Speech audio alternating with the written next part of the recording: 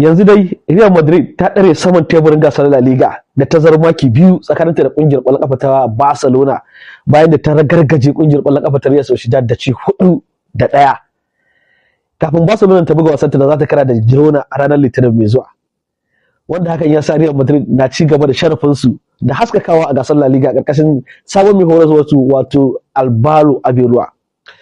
Mai horas wanda yanzu ko kuma ce kungiyar ta Real Madrid yanzu ta jera wasanni 8 a jere ras tana yin nasara a bayan nan. Ta yi nasara 3 karkashin jagorancin Xabi Alonso, nasara 5 karkashin jagorancin Arbeloa, wanda ya sa kungiyar ƙwallon ƙafa ta Real Madrid din take form a yanzu. Kuma Arbeloa ya zama mai horaswa na 6 a tarihin kungiyar ƙwallon ƙafa ta Real Madrid da ya jera wasanninsa guda 5 na farko yana samun nasara a matsayin mai horaswa.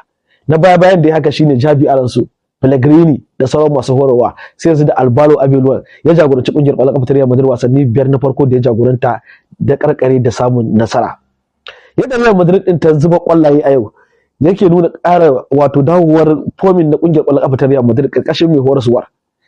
Amma sai dai abin da ya fi ɗaukar hankali yadda aka zura ƙwallaye guda 3 a wannan karawar, kuma duka ƙwallaye 3 daga bugun da kai sai mai tsaron raga, wanda yasa ake ta cece kuce. Me ya jawo cece kuce din? Real Madrid ita ce kungiyar da ta fi samun bugun penalty a kakar wasa ta bana a gasar La Liga. Amma sai dai akwai batutuwa dangane da samun penalty na kungiyar ƙwallon ƙafa ta Real Madrid. An kara wasa sau 158 tsakanin Real Sociedad da kuma kungiyar ƙwallon ƙafa ta Real Madrid. Madrid ta samu penalty sau 33, Real Sociedad ta samu penalty sau 17. 33 penalty da Real Madrid ta samu ta zubar da guda 8. Ita kuma a nata bangaren Sociedad ta zubar da guda 1 ne daga cikin 17 da ta samu.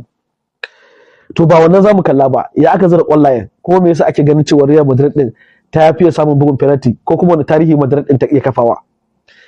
Ƙwallaye 4 kungiyar ƙwallon ƙafa ta zuba a ragar Real Sociedad a wannan karawar, kuma matashin dan wasa Gonzalo Garcia ne fara tasa kungiyar ƙwallon ƙafa ta Real Madrid a gaba, kafin daga bisani Oyarzabal ya warware wannan ƙwallon a bugun da kai sai mai tsaron raga a minti na 21.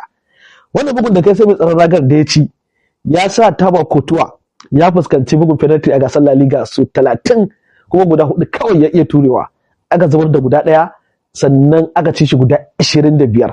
Hakan ya sa ya zama mai tsaron raga mafi muni wajen tura bugun penalty idan aka kwatanta da masu tsaron ragar da suka fuskanci bugun penalty guda 10 a baya-bayan nan a wato a gasar ta La Liga. Ba iya wannan ba, ita ma kungiyar ƙwallon ƙafa ta Real Madrid ta dora da nasara ta hannun dan wasa Federico Valverde a mintuna 5 tsakanin wannan ƙwallon da Oyarzabal ya warware. Ƙwallon da ɗan wasan nan ya ci ita ce ƙwallonsa ta farko a kakar wasa ta bana a gasar La Liga, kuma ya ci ƙwallon ne kamar yadda ya saba daga waje-waje, kuma ƙwallon ta ci. Sai ƙwallon ta uku ta hannun ɗan wasa Vinicius Junior ɗin da ya zuwa yanzu